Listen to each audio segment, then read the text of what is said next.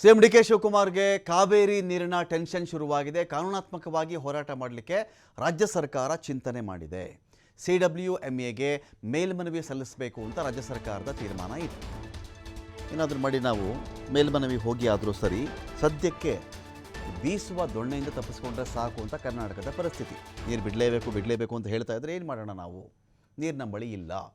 ಈ ಸಂದರ್ಭದಲ್ಲಿ ಸ್ವಲ್ಪ ಆದರೂ ನಮಗೊಂದಷ್ಟು ರಿಲೀಫ್ ಸಿಗಲಿ. ಈಗ ಒಂದಷ್ಟು ದಿನಗಳಿಗೋ, ಒಂದಷ್ಟು ತಿಂಗಳಿಗಳಿಗೋ ಒಂದಷ್ಟು ನಮಗೆ ಬಿಡುವು ಸಿಕ್ಕರೆ ಸಾಕು. ಈ ವಿಚಾರದಲ್ಲಿ ಮಳೆ ಬಂದುಬಿಟ್ರೆ ಸಾಕು. ಮಳೆ ಬಂದಿಲ್ಲ, ಒಂದು ಕಡೆ ಡ್ಯಾಮ್ಗಳು ತುಂಬಿಲ್ಲ, ನೀರು ಬಿಡಿ ಅಂದರೆ ಏನು ಮಾಡೋದು ಅಂತ ರಾಜ್ಯದ ಪ್ರಶ್ನೆ ಒಂದು ಕಡೆ ಇದೆ. ಸೊ ಮಾತುಕತೆ ಮೂಲಕನೇ ಸಮಸ್ಯೆ ಬಗೆಹರಿಯುವ ಲೆಕ್ಕಾಚಾರದಲ್ಲಿದ್ದು CM. ಇಲ್ಲ, ಆದೇಶದವರೆಗೂ ಹೋಗಲ್ಲ, ಇದೆಲ್ಲ ನಾವು ತಮಿಳುನಾಡವರು ಮಾತನಾಡ್ಕೊಂಡು ಬಿಟ್ರೆ ಸರಿ ಹೋಗುತ್ತೆ ಅಂತ ಲೆಕ್ಕಾಚಾರ ಇತ್ತು. ಆದರೆ ಇದೀಗ ಕಾವೇರಿ ನೀರು ಬಿಡೋ ವಿಚಾರಕ್ಕೆ ಸಂಬಂಧಪಟ್ಟಂತೆಯೇ ಖ್ಯಾತೆ ಶುರುವಾಗ್ಬಿಟ್ಟಿದೆ. ಸೊ ವಿಪಕ್ಷಗಳ ವಿರೋಧ ಒಂದು ಕಡೆ ಜಾಸ್ತಿ ಆಗಬಹುದು. ಈಗೇನಾದರೂ ಮಾತಾಡೋಕ್ಕೆ ಶುರು ಮಾಡಿದ್ರೆ ಮಾತುಕತೆಗೆ ವಿಪಕ್ಷಗಳು ವಿರೋಧ ಮಾಡಬಹುದು. ನಾಳೆ ಮಂಡ್ಯದಲ್ಲಿ ಬೃಹತ್ ಪ್ರತಿಭಟನೆಗೆ BJP ಕರೆ ಕೊಟ್ಟುಬಿಟ್ಟಿದೆ. ಈ ಮಧ್ಯೆ BJP ನಾಯಕರು ಸರ್ಕಾರದ ವಿರುದ್ಧ ಆಕ್ರೋಶ ಹೊರಹಾಕಿದ್ದಾರೆ. ಸರ್ಕಾರ ಎಡವು ಬಿಟ್ಟಿದೆ ಅಂತೇಳಿ SR ವಿಶ್ವನಾಥ್ ಒಂದು ಕಡೆ ಮಾತಾಡಿದ್ದಾರೆ. ಇಲ್ಲಿ ಕ್ಯಾಬಿನೆಟ್ ವಿಸ್ತರಣೆಗಾಗಿ ಸರ್ಕಾರ ಕಾವೇರಿನೇ ಮರೆತುಬಿಟ್ಟಿದೆ. ಇವರಿಗೆ ಕ್ಯಾಬಿನೆಟ್ ಇಂಪಾರ್ಟೆಂಟ್ ಆಗಿಬಿಡ್ತು, ದೆಹಲಿ ಇಂಪಾರ್ಟೆಂಟ್ ಆಯಿತು, ಈ ಕಾರಣಕ್ಕೆ ಇವರು ಕಾವೇರಿ ಮರೆತುಬಿಟ್ರು ಅಂತ BJP ಅವರು ಹೇಳ್ತಾ ಇರೋದು. ಸೊ ದೆಹಲಿಯಲ್ಲಿ ಕೂತ್ಕೊಂಡು ಅಧಿಕಾರ ದಾಹ ತೀರಿಸ್ಕೊಳ್ತಾ ಇದ್ದಾರೆ ಇವರು ಅಂಥೇಳಿ SR ವಿಶ್ವನಾಥ್ ಮಾತನಾಡಿದ್ರು.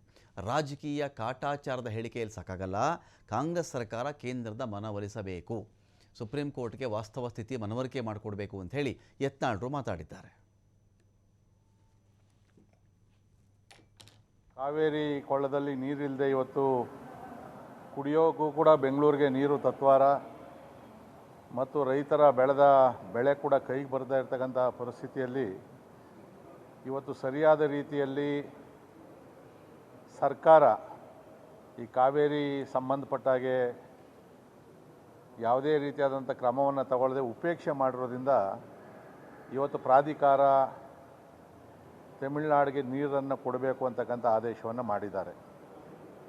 ಇಂಥ ಬರಗಾಲ ಇದ್ದಾಗ ಕೂಡ ಸರ್ಕಾರ ಎಚ್ಚೆತ್ತುಕೊಳ್ಳದೆ ಕಳೆದ 4-5 ದಿನಗಳಿಂದ ಕೂಡ ದೆಹಲಿಯಲ್ಲಿ ಮತ್ತು ಅದಕ್ಕೆ ಮೊದಲು ಕೂಡ ದೆಹಲಿಯಲ್ಲಿ ಇವರು ಕ್ಯಾಬಿನೆಟನ್ನು ಎಕ್ಸ್ಪೆನ್ಷನ್ ಮಾಡೋದರಲ್ಲೇ ಮುಳುಗಿ ರಾಜ್ಯವನ್ನು ಈ ಬರಗಾಲದ ಸ್ಥಿತಿಯಲ್ಲಿರತಕ್ಕಂಥ ಸಂದರ್ಭದಲ್ಲಿ ಗಮನವನ್ನು ಹರಿಸದೆ ಇವತ್ತು ಜೀವನದಿಯಾಗಿದ್ದಂಥ ಕಾವೇರಿಯ ವಿಚಾರದಲ್ಲಿ ಇವರು ಅಕ್ಷಮವಾದಂಥ ಅಸಡ್ಡೆಯನ್ನು ಮಾಡಿ ನೋಡಿ, ಅವರು ಏನೋ ತಮಿಳುನಾಡು ಮುಖ್ಯಮಂತ್ರಿಗಳು ಹಿಂದಿನವರು ನೋಡಿದ್ರೆ ಇವರು ಸೌಹಾರ್ದಯುತ ಭೇಟಿಗಾದ್ರೂ ಒಂದು ಮನಸ್ಸು ಮಾಡಿದ್ದಾರೆ.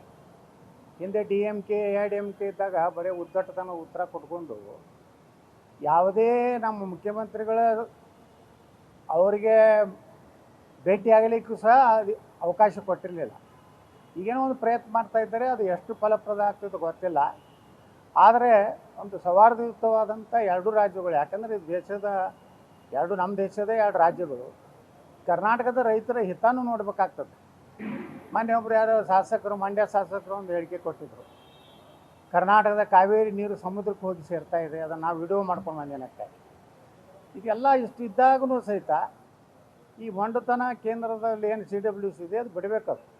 ವಾಸ್ತವಿಕವಾಗಿ ತಮ್ಮದೇ ಒಂದು ತಜ್ಞರನ್ನು ಕಳಿಸಿ ಕರ್ನಾಟಕ ಸ್ಥಿತಿ ಏನಿದೆ, ಅವ್ರು ನೀರು ಬಿಡೋ ಪರಿಸ್ಥಿತಿ ಒಳಗಿದಾರಲ್ಲೋ, ಅವ್ರ ಬೆಳೆಗಳಿಗೆ ಸಾಕಾಗೋಷ್ಟು ನೀರಿದೆಯಲ್ಲೋ, ಕುಡಿಲಿಕ್ಕೆ ನೀರಿದೆಯಲ್ಲೋ ಅಂತ ಅಧ್ಯಯನಕ್ಕೆ ಒಂದು CWCದಿಂದ ಬರಬೇಕು, ಸೆಂಟ್ರಲ್